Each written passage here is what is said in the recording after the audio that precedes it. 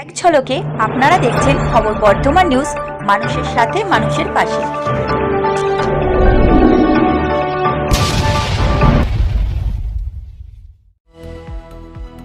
রাজ্যে তাপমাত্রার পারদ ঊর্ধ্বমুখী। বুধবার আরো খানিকটা বাড়ল তাপমাত্রা। আর্দ্রতাজনিত অস্বস্তি জেলায় জেলায়। শুক্রবার পর্যন্ত কলকাতা সহ দক্ষিণবঙ্গের কোথাও বৃষ্টির সম্ভাবনা নেই।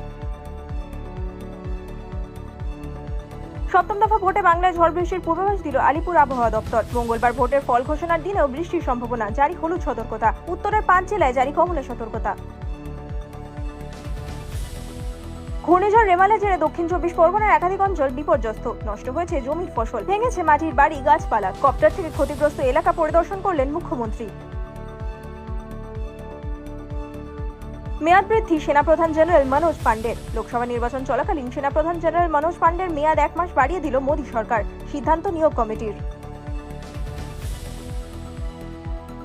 আবেদন খারিজ। শীর্ষ আদালতের নির্দিষ্ট দিনেই তিহারে ফিরতে হবে কেজরিওয়ালকে। স্বাস্থ্যের অবনতির কারণ দেখিয়ে সুপ্রিম কোর্টে অন্তর্বর্তী জামিনের আবেদন বৃদ্ধির আবেদন জানিয়েছিলেন কেজরিওয়াল।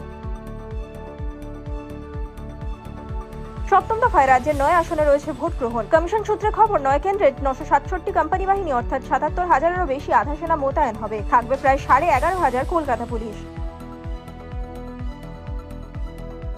শওকত মোল্লাকে শেষ দফা নির্বাচনের আগে ফের তলব করল সিবিআই। কয়লাকাণ্ডে ক্যানিং পূর্ব তৃণমূল বিধায়ককে তলব বলে খবর। সিবিআই এর কাছে সময় চেয়েছেন বলে জানিয়েছেন শওকত। স্কুটিতে থাকা যুবককে পিছন থেকে গুলি। কল্যাণী সীমান্তে গুলিবদ্ধ বছর 30-এর অজয় মাহাতো। গুলি ছুঁয়ে যাওয়ার জখম স্কুটি চালকেরও। আহতরা কল্যাণী জেএনএম হাসপাতালে ভর্তি। তদন্তে কল্যাণী থানার পুলিশ। জয়নগরে তৃণমূলের পঞ্চায়েত সদস্যকে লক্ষ্য করে গুলি। লক্ষ্যভ্রষ্ট হলে বোমা মারার অভিযোগ। বোমার স্প্রিন্টার লেগে গুরুতর জখম তৃণমূলের ওই পঞ্চায়েত সদস্য। অভিযুক্তের খোঁজে জয়নগর থানার পুলিশ।